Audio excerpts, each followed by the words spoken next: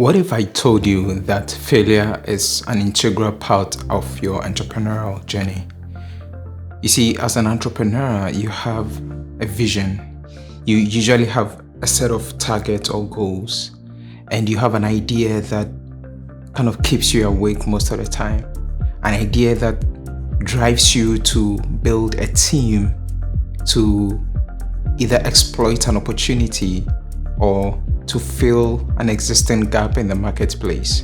But a lot of times when the story of entrepreneurship is told, we are engrossed in the narration of success and how entrepreneurship is full of people who succeed. In today's episode of PKBinspire, I'm going to share with you why failure is an integral part of your entrepreneurial journey.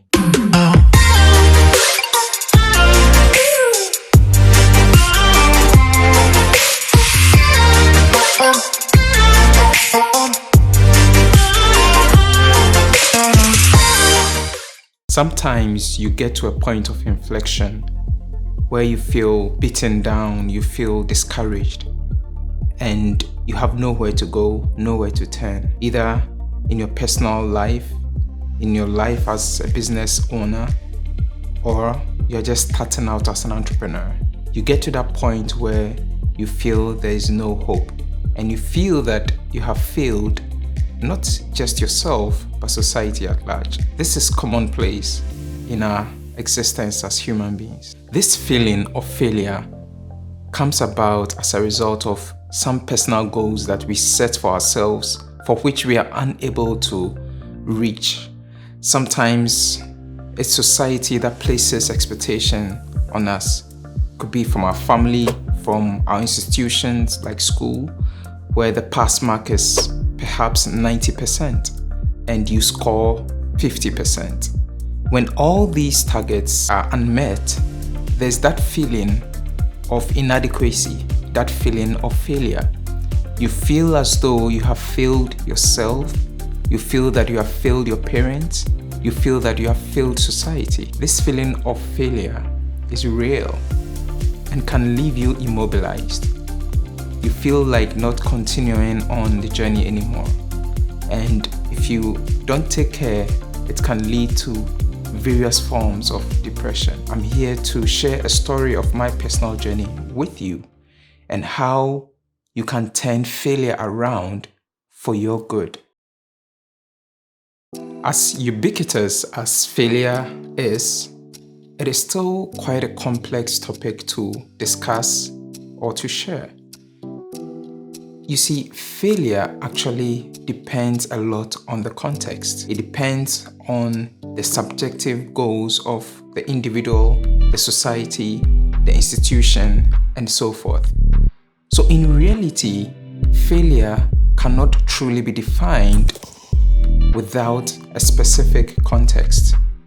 Due to the subjective nature of the definition of failure, and the sometimes wrongful contextualization of the definition of failure, it is important to note that you can turn any situation that you previously defined as failure to your advantage. The year was 2009. I had saved up some money to buy a ticket for a much anticipated and publicized event on KNUST campus. The event was dubbed Kumasi Economic Summit. In fact, I had told a lot of my friends to try and save up some money to attend this event with me.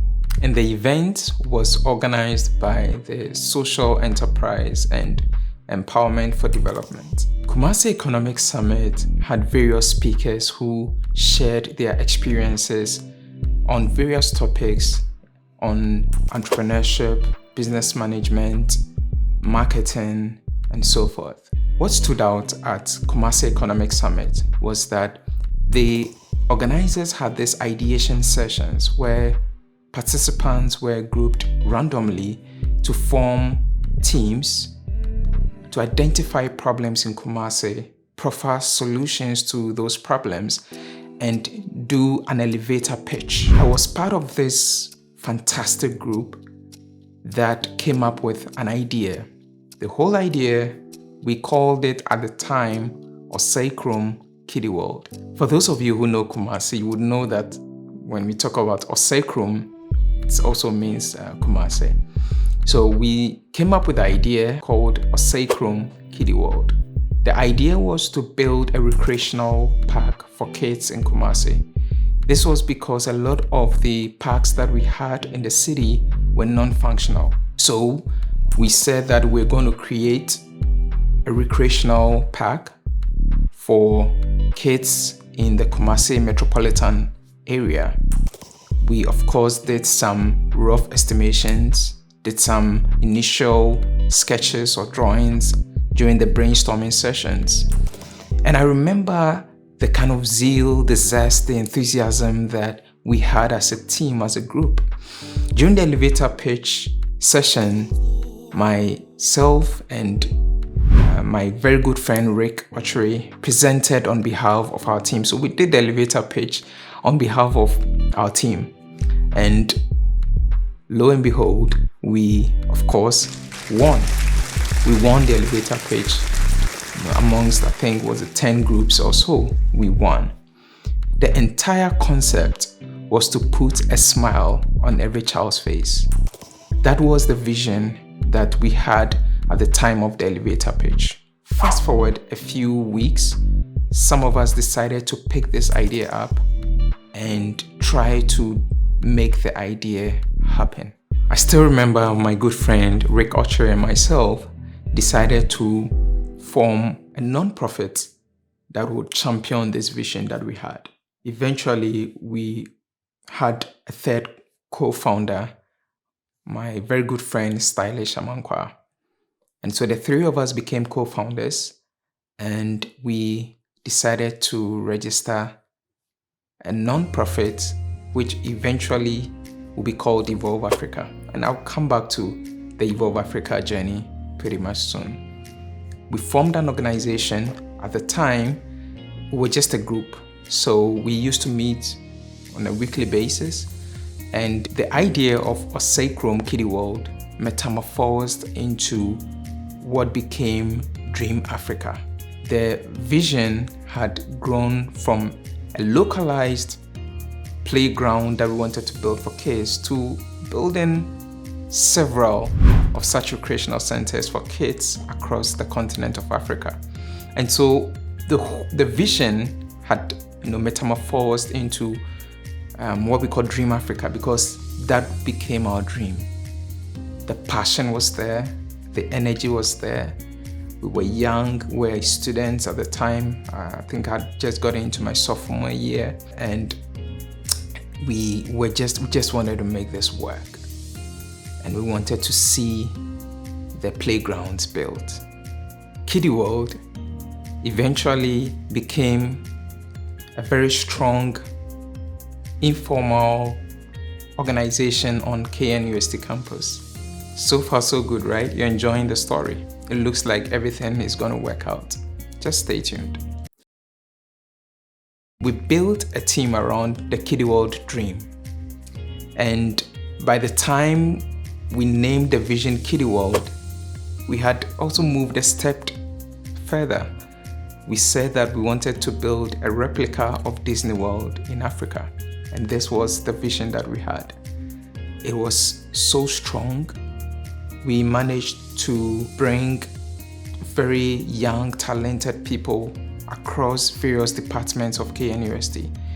We built an internal team comprising architects, civil engineers, geomatic engineers, communication design, business administration, surveyors, planners, people from all backgrounds, and we were all students.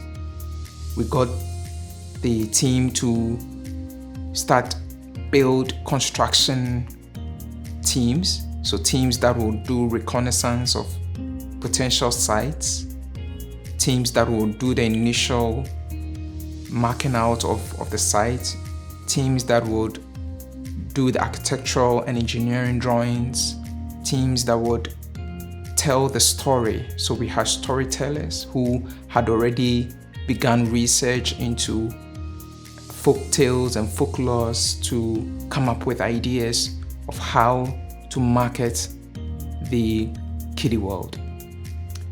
Of course, eventually, when we're registering the organization, we ended up with the name EVOLV Africa for the organization.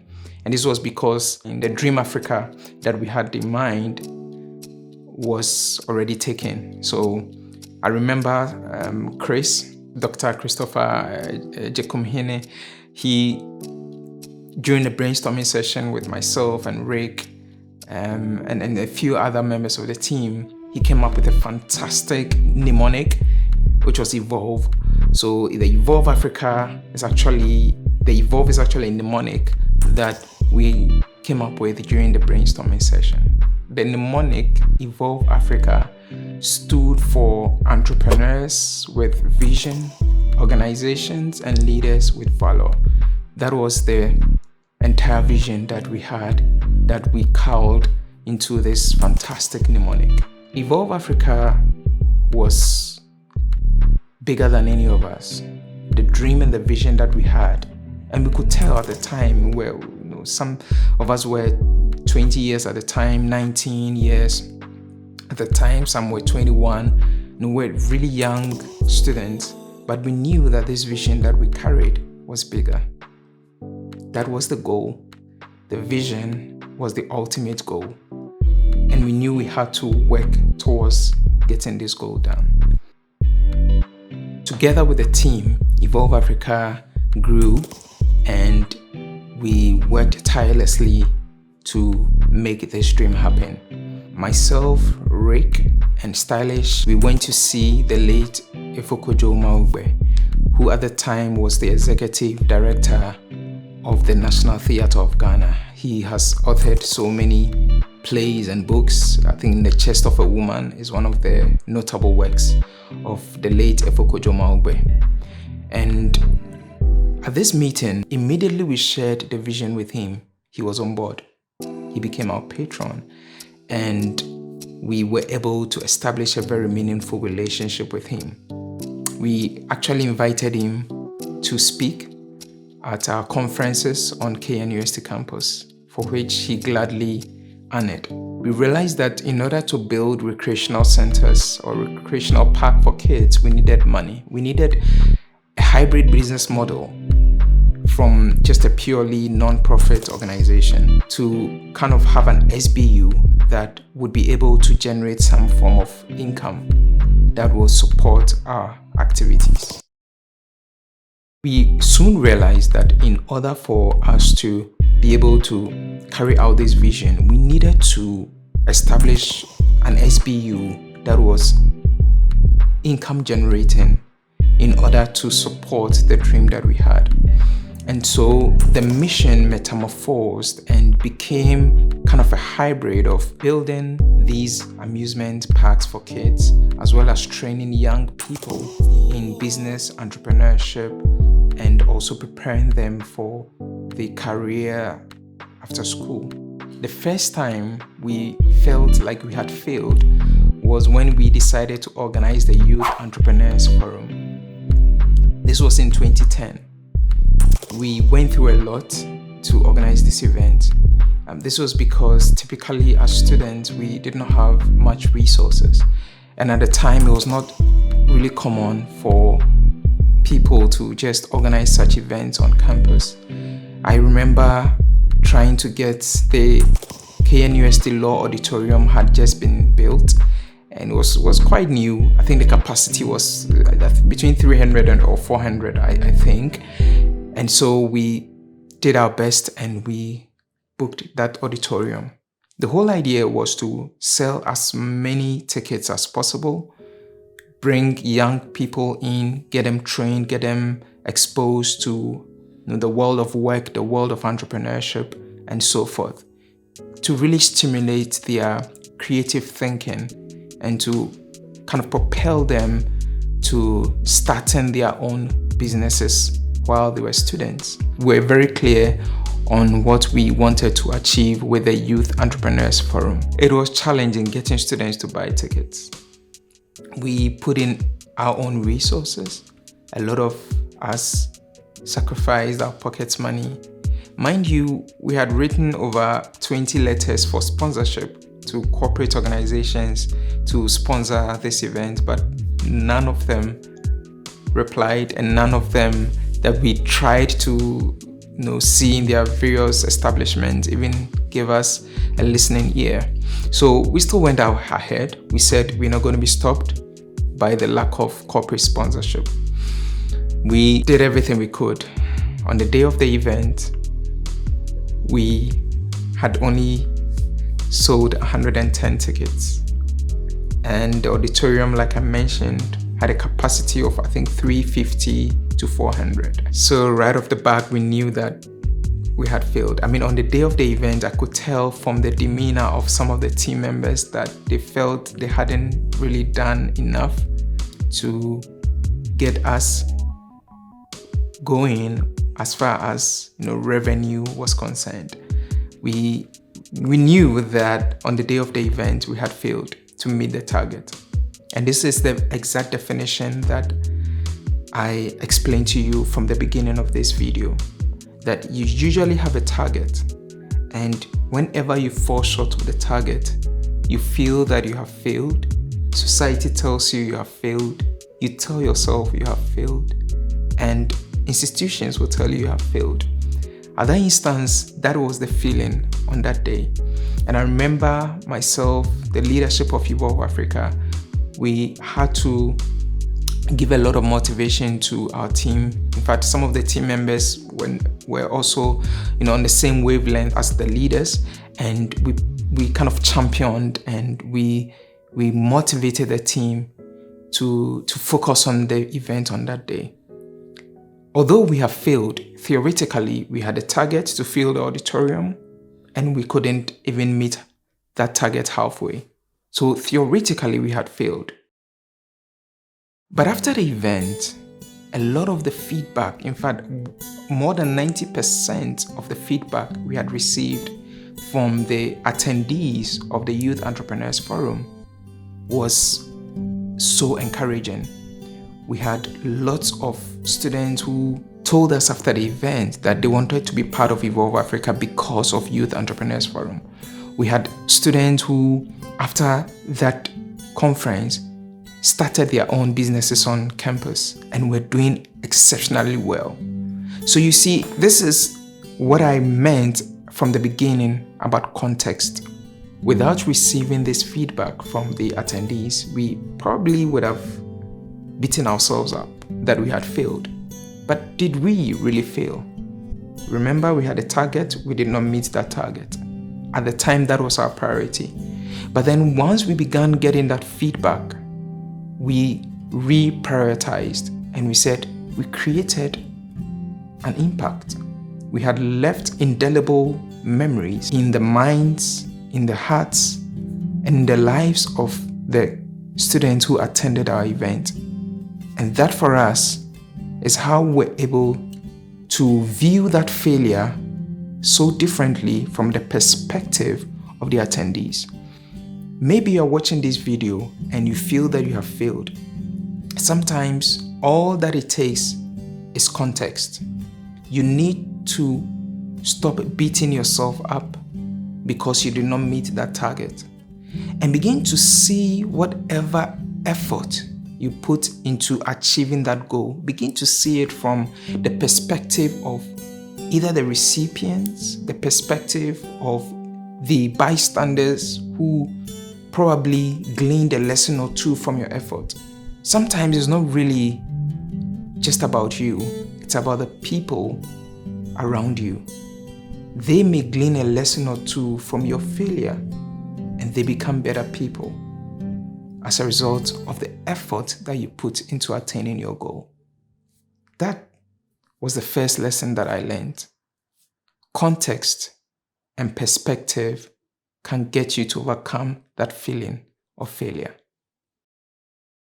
So I just shared with you our journey into organizing our first event as EVOLV Africa, the Youth Entrepreneurs Forum. After that event, as I mentioned earlier, because of the feedback, guess what? we said we need to do this again next year. I mean, you would think that we would give up. No. The following year, we organized the first ever networking event on KNUST campus. We called it the Global Networking Summit.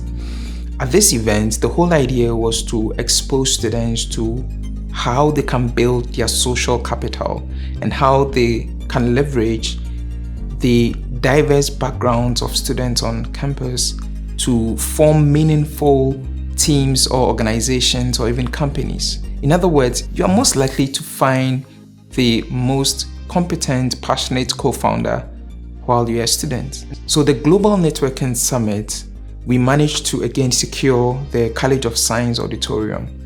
The capacity, I think, is 320. We were again financially constrained. Mind you, we're still students on campus. We did our best to get corporate sponsorship yet again, and there was no response. At the time, EVOLV Africa had not built enough corporate presence or credibility. We're just young guys, we're just passionate about what we're doing. We again realized that after booking auditorium, we had no money left. We did not have money for marketing or publicity. We felt bit down. The other thing was we had already paid for the venue, so there was no way we could give up. My team and I did a bit of brainstorming. We managed to pull some bit of money to print a few posters. And I remember very well that after printing the tickets, we could only print about 20 or so posters. And we had to sell the tickets. So we got to that point where we had about 3 weeks to the event and no tickets have been sold.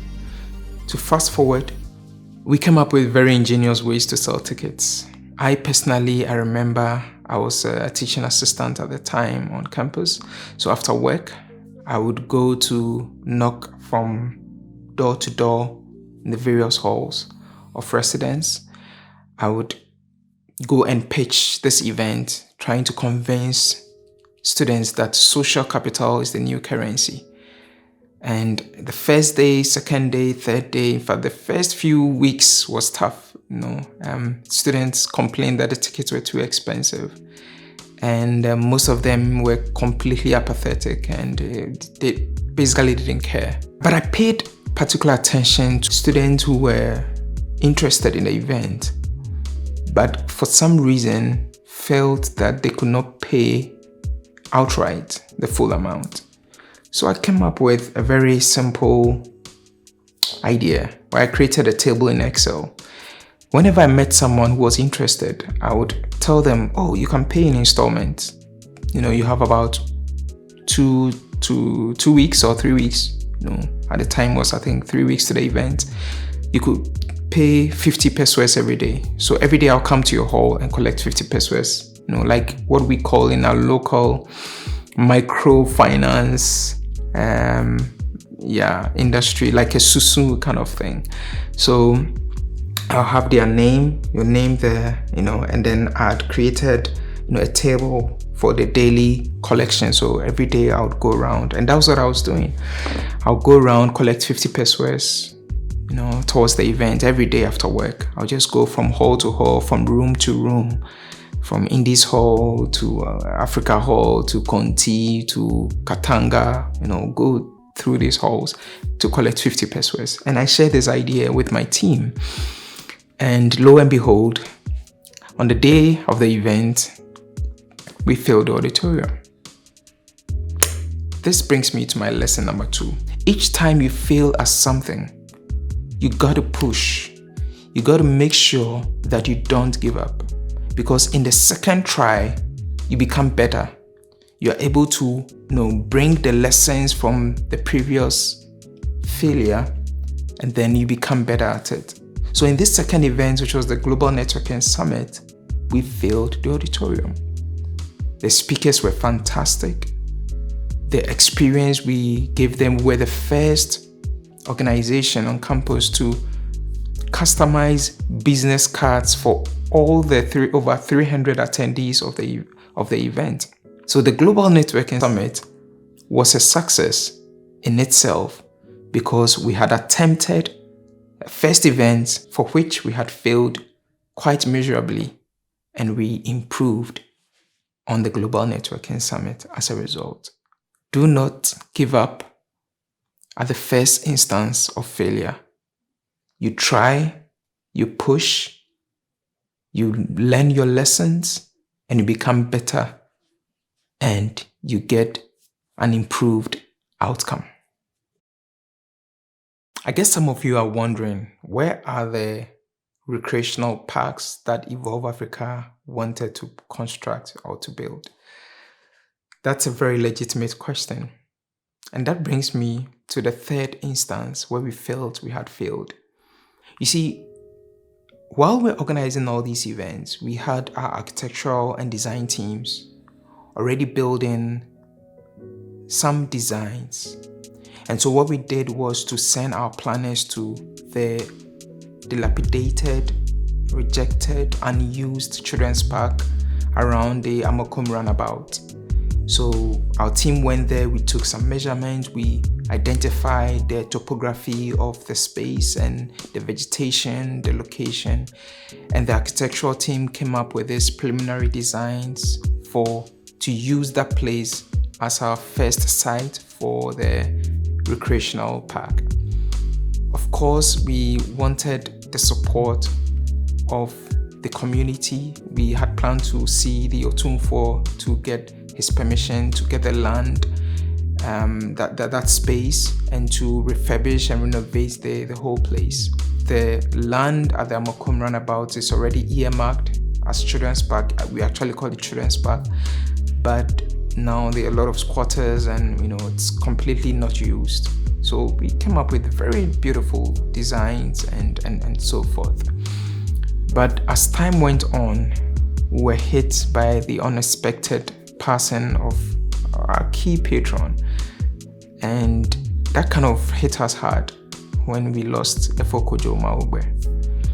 And I still remember he had set up meetings with Professor Kwame Ado. He's a renowned architect, and he was involved in even the designing of the Colombian peso and one of the models of the Mercedes E-Class. So he was coming on board, or he came on board because of our patron, the late Efokojo Maugbe. The passing of our patron, we kind of lost the drive and the energy. And I remember myself, Rick, and Stylish, looking back, and we're asking ourselves, did we fail?